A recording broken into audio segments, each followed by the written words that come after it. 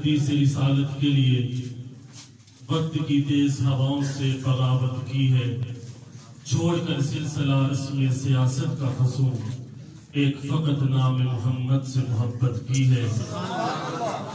اور نماز اچھی، روزہ اچھا، حج اچھا، زکوٰۃ اچھی، مگر باوجود اس کے میں مسلمان ہو نہیں سکتا۔ نہ کٹ مروں جب تک خواجہ بطحا کی حرمت پر، خدا شاہد ہے کامل میرا ایمان ہو نہیں سکتا۔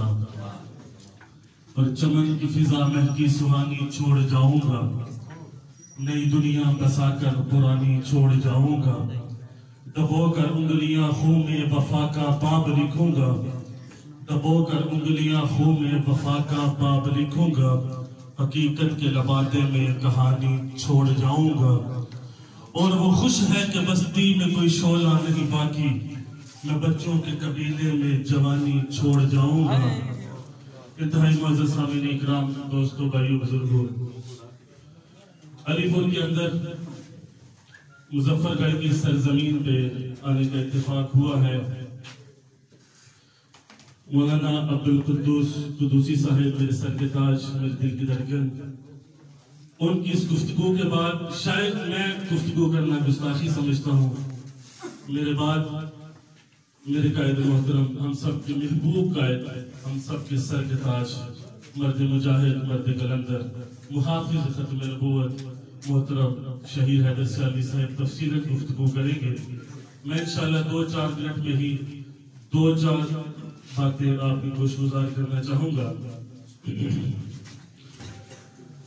اللہ تعالیٰ سے دعا ہے کہ اللہ تعالیٰ آپ کا آنا، قائدین کا آنا، ہمارا آنا اپنی بارگاہ میں قبول و منظور فرمائے۔ میں جب 3 دن پہلے ہم گھر سے نکلے، قائد محترم کے ساتھ شیڈول طے ہوا، تو یہ بات اپنی ذہن میں آئی، یہ سوچ ذہن میں آئی، سفر کرتے ہوئے، ڈرائیو کرتے ہوئے، گارڈ کو ساتھ رکھا، گھر چھوڑا۔ اس سے پہلے بھی ہفتوں لگاتار سفر کیا، 20 دن لگاتار سفر میں رہے، لیکن جب اس دفعہ گھر سے نکلے تو یہ سوچ آئی، فکر آئی کہ کیا ہم اپنی ذاتی واہ کے لیے جا رہے ہیں؟ علی پور کی سرزمین سے کوئی جائیداد ملے گی، کوئی پلاٹ ملے گا، کوئی بزنس ہوگا؟ ایسا تو کچھ بھی نہیں ہے۔ نہ اپنے ذاتی مقصد کے لیے نکلے ہیں، نہ ذاتی واہ کے لیے نکلے ہیں، نہ مقصد اپنا پیٹ ہے۔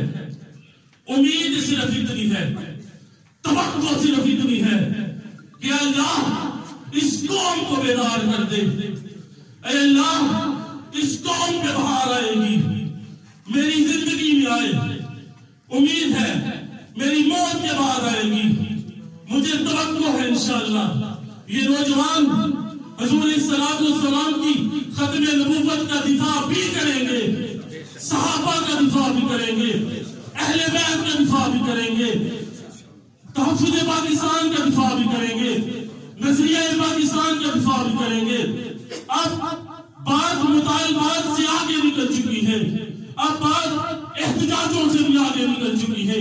اب ہم تمہارے گلے کا وہ کانٹا بن جائیں گے جسے نہ تم نکل سکتے ہو نہ تم کھا سکتے ہو۔ یہ مفاد پرست ٹولہ جو اپنے مفاد کے لیے 70 سالوں سے اس دھرتی پر مراجعان ہے، اب ہم ان کو ان کی زبان میں دو انشاءاللہ جواب دیں گے۔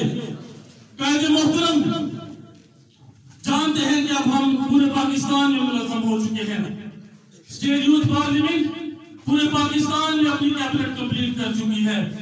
صرف قائد محترم کی طرف سے جس دن حکم ملا، جس دن انشاءاللہ ان حکمرانوں نے ہمیں آزمانے کی کوشش کی، اب ہمیں اپنے بچوں کی پرواہ کوئی نہیں، اب بیوی کی پرواہ کوئی نہیں، بیوی بیوہ ہو جائے، بچے یتیم ہو جائیں، رشتے چھوٹ جائیں، نہ گرمی کی پرواہ ہے، نہ سردی کی پرواہ ہے، نہ موسم کی فکر ہے، نہ سفر کی فکر ہے، نہ تمہاری ان دھمکیوں سے ڈرتے ہیں، نہ کسی طاقت تیر تلوار سے ڈرتے ہیں۔ اعلان صرف اتنا ہے، آقا کی ختم نبوت پہ کل بھی جان دی تھی، آج بھی جان دیں گے، قیامت تک انشاءاللہ آقا کی ختم نبوت کا تحفظ کرنا اپنا فرض سمجھتے ہیں۔ میں اپنے قائد کے الفاظ دہراتے ہوئے یہ کہتا ہوں ان دھمکیاں دینے والوں کو کہ ہم خدا کے علاوہ کسی اور کا کام اپنے سینے میں رکھنے کو کفر سمجھتے ہیں۔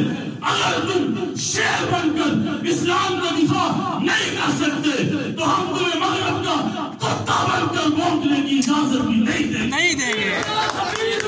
الجہاد الجہاد الجہاد الجہاد الجہاد الجہاد سبیلنا۔ دوسری صاحب کہہ رہے تھے کہ ہم تو عالم ہیں، ہم تو عالم ہیں، ہماری آواز مدرسے تک پہنچ سکتی ہے، ہم انہی کا نظریہ، ہم انہی کی آواز انشاءاللہ کالج یونیورسٹی کی ہر کونے کونے تک پہنچا کے چھوڑیں گے انشاءاللہ۔ اس لیبرل مافیا کو اس ملک میں رہنے کی اجازت ہم نہیں دیں گے انشاءاللہ۔ یہ وطن کی مٹی ہمیں عزیز ہے، یہ ہماری ماں ہے، یہ ہماری دھرتی ہے، لیکن رب کائنات کی قسم یہ مٹی ہمیں حضور صلی اللہ علیہ وسلم کی ختم نبوت سے زیادہ عزیز نہیں ہے۔ میں قائدین کے موجودگی میں یہ بات بھی کہہ دوں کہ اگر حضور صلی اللہ علیہ وسلم کی ختم نبوت کے لیے ایسے ہزاروں ملک بھی ہمیں برباد کرنے پڑے ہم کر دیں گے۔ ہمیں اس ملک کی مٹی، اس ملک کا امن، اس ملک کا استحکام سب سے زیادہ عزیز ہے، لیکن ہم کمزور ہو سکتے ہیں، کمیاں ہو سکتی ہیں، کوتاہیاں ہو سکتی ہیں، کرسی نہیں ہے، اختیار نہیں ہے، اللہ بے بس ہے لیکن بغیرت نہیں ہے۔ ہم غیرت مند ہیں، غیرت ہے بڑی چیز جہاں نے صرف اور صرف ہمیں ڈائریکشن کی ضرورت ہے۔ میں زیادہ دیر قائد کے درمیان بھی حائل نہیں ہونا چاہتا، تفصیلی گفتگو انشاءاللہ نماز جمعہ کے دوران ہوگی، خطبے کے دوران ہوگی انشاءاللہ، تفصیلی گفتگو ہوگی، میرے بعد قائد محترم انشاءاللہ تفصیلی گفتگو کریں گے۔ میں صرف اور صرف آپ کو یہ دعوت فکر دے کے جا رہا ہوں کہ اگر آپ کی زندگی میں حضور صلی اللہ علیہ وسلم کی ختم نبوت کا آپ لوگ دفاع نہ کر سکے تو پھر آپ کی زندگی کا مقصد کوئی نہیں۔